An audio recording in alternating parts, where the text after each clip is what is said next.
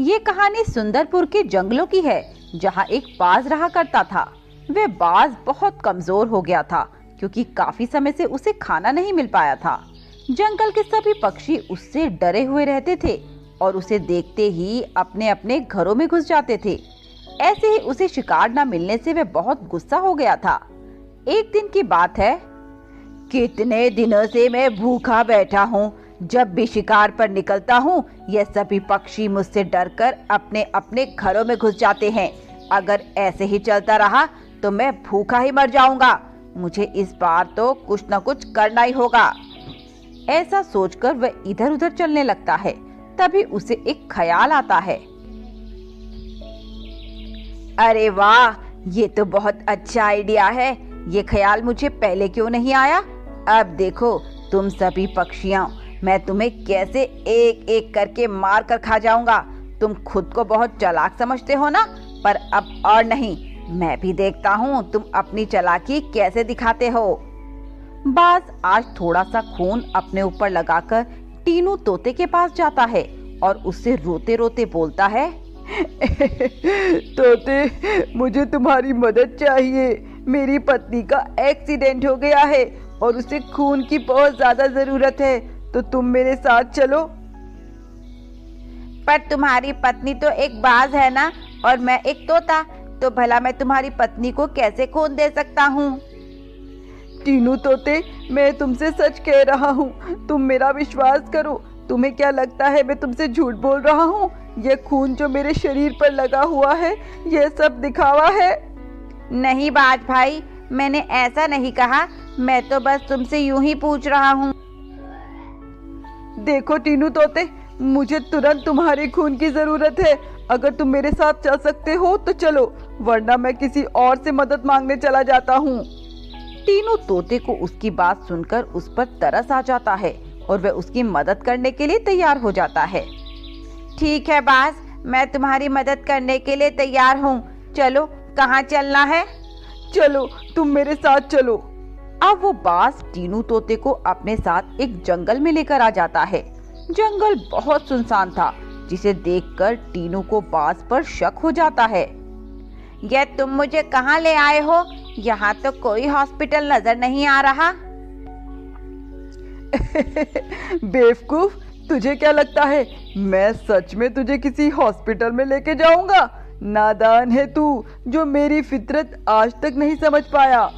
बाज, तूने अच्छा नहीं किया। मैं तुझे छोड़ूंगा नहीं। टीनू कुछ कर पाता उससे पहले ही बाज उसे मार देता है और टीनू मर जाता है। फिर बाज उसे खा जाता है।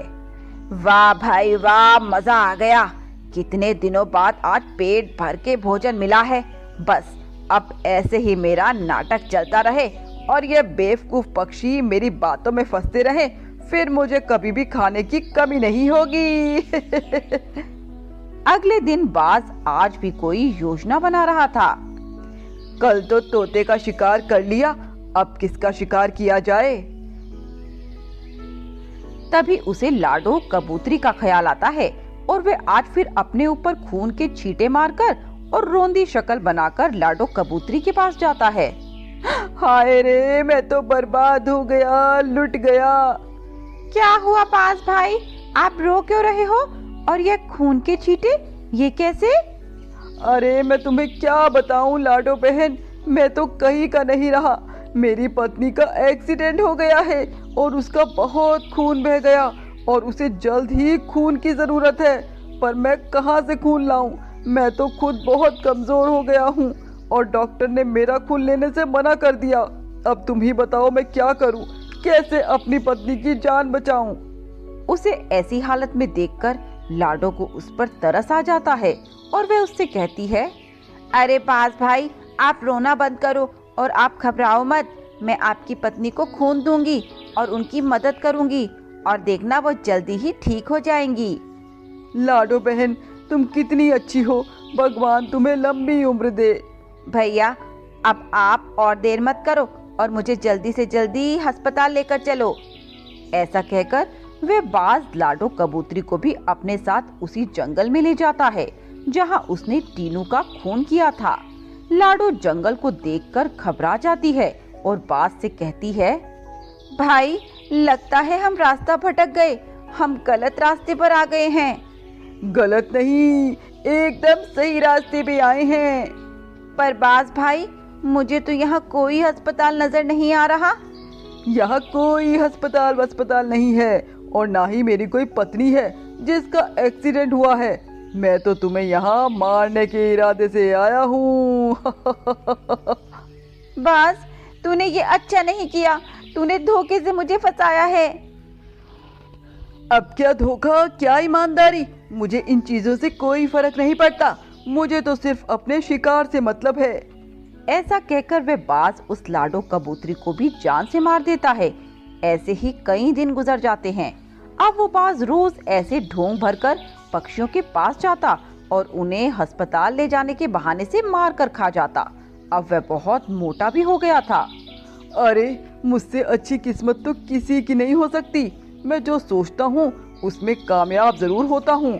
और ये पक्षी जो खुद को इतना चालाक और समझदार समझते हैं, क्या हुआ उनका? सब के सब बेवकूफ हैं। मैं जरा सा खून क्या लगाकर उन लोगों के सामने जाता हूँ, वो मेरी बातों में आ जाते हैं और अपना खून तक देने को तैयार हो जाते हैं। बहुत दिन हो गए किसी चिड़िया का मांस खाए हुए। मैंने कबूतर, तोता, बंदर, मैना सभी के मांस खा लिए, पर अब तक किसी चिड़िया का मांस नहीं खाया। क्या करूं, किसका शिकार करूं? तभी उसे टुनटुनी चिड़िया का ख्याल आता है। अरे मैं टुनटुनी के बारे में कैसे भूल गया, वो भी तो एक चिड़िया है। तो तैयार हो जा टुनटुनी चिड़िया, अगली बारी तेरी है। वहीं दूसरी तरफ टुनटुनी चिड़िया अपनी दोस्त लाडो कबूतरी की मौत से सदमे में थी। वो जंगल के पक्षियों से इसी सिलसिले में पूछताछ करती है। अरे मोंटी बंदर, तुम्हें पता है कि आखिरी बार लाडो कबूतरी किसके साथ देखी गई थी? देखो टुनटुनी, मैं इस बारे में कुछ नहीं जानता। मैंने तो कई दिनों से लाडो कबूतरी को देखा भी नहीं। तुम मुझे माफ करना, मैं इस बारे में तुम्हारी कोई मदद नहीं कर पाऊंगा। ठीक है मोंटी भाई, आपकी मदद के लिए शुक्रिया। टुनटुनी जंगल के पक्षियों की इस रहस्यमय मौत के बारे में सुनकर बहुत परेशान थी। अगली सुबह वह बाज टुनटुनी चिड़िया के पास चला जाता है और उस पर भी वही चाल चलता है जो उसने सभी पक्षियों पर चली थी। टुनटुनी बहन, मुझे तुम्हारी मदद की सख्त जरूरत है। बोलो, तुम मेरी मदद करोगी ना? अरे बाज भाई, आपके ऊपर ये खून, ये कैसे और कैसी मदद? टुनटुनी बहन मत पूछो, मेरे साथ जो हुआ है भगवान फिर से वो किसी के साथ ना करे। क्या हुआ बाज भाई, साफ साफ बोलो। टुनटुनी बहन, मेरी पत्नी का कार एक्सीडेंट हो गया है और इसकी हालत बहुत कमजोर है। डॉक्टर ने कहा है बहुत खून बह गया और अगर उसे समय पर खून ना मिला तो वह मर जाएगी। टुनटुनी को बाज की बातों पर शक सा होता है। बाज भाई, आप घबराओ मत, मैं हूं ना, मैं आपकी पत्नी को अपना खून दूंगी, बस आप मुझे 1 मिनट दो। ऐसा कहकर वह अपने घर के अंदर जाती है और कुछ समय के बाद बाहर आ जाती है। चलो बाज भाई, जल्दी चलो, वरना कहीं देर ना हो जाए। ऐसा कहकर टुनटुनी उस बाज के साथ चल देती है और कुछ दूर पहुंचने के बाद उसी जंगल में पहुंच जाती है। बेवकूफ टुनटुनी, मैं तो सोचता था कि तू बहुत समझदार है। तुझे जाल में फंसाना मेरे लिए आसान नहीं होगा, पर मैं गलत साबित हो गया। तू तो इस जंगल की सबसे बड़ी बेवकूफ निकली। तुझसे ज्यादा अकल से तो पैदल चिड़िया मैंने आज तक नहीं देखी। हंस ले बेटा, हंस ले, जी भर के हंस ले, क्योंकि तेरी ये आखिरी हंसी है। आज के बाद तू हंसने के काबिल तो क्या, सांस लेने के काबिल भी नहीं रहेगा। बाज टुनटुनी की ये बात सुनकर हैरान हो जाता है। कहना क्या चाहती हो तुम? मैं कुछ नहीं कहूंगी, बल्कि तुझे कुछ दिखाऊंगी, वो देख। जंगल के सभी पक्षी वहां उड़कर पहुंच जाते हैं, जिसे देखकर बाज हैरान हो जाता है। ये सब कब और कैसे हुआ? ये तब हुआ जब मैं 2 मिनट के लिए अपने घर के अंदर गई थी। मैं पहले ही तेरी चाल समझ गई थी, इसीलिए मैंने जल्दी अपने दोस्तों को व्हाट्सएप पे एक मैसेज डाल दिया और मेरे पीछे पीछे आने को कहा, और देखो ये सब आ गए। प्लान तो अच्छा था। सच कहूँ तो पहली बार मुझे कोई मेरी टक्कर का मिला है। पर तुम सभी जरा जरा से पक्षी मेरा क्या बिगाड़ लोगे। ये मत भूलना कि बूंद बूंद से सागर भरता है। जब रावण इतना शक्तिशाली होने के बाद वानर सेना से हार गया तो तू चीज ही क्या है। बाज को उसकी बातें सुनकर बहुत गुस्सा आ जाता है और उन सभी पक्षियों पर वार करने लगता है। पर पक्षी भी कमजोर नहीं थे, वे पूरी तैयारी के साथ आए थे। उन्होंने अपने बैग में पत्थर भर रखे थे जो उन्होंने उस चील पर फेंकना शुरू कर दिया और देखते ही देखते वह बाज पूरी तरह से जख्मी हो जाता है और अंत में मर जाता है। दोस्तों, ये मेरी या आपकी जीत नहीं है, ये जीत है बुराई पर अच्छाई की। सभी पक्षी टुनटुनी की सूझबूझ और समझदारी की तारीफ करते हैं।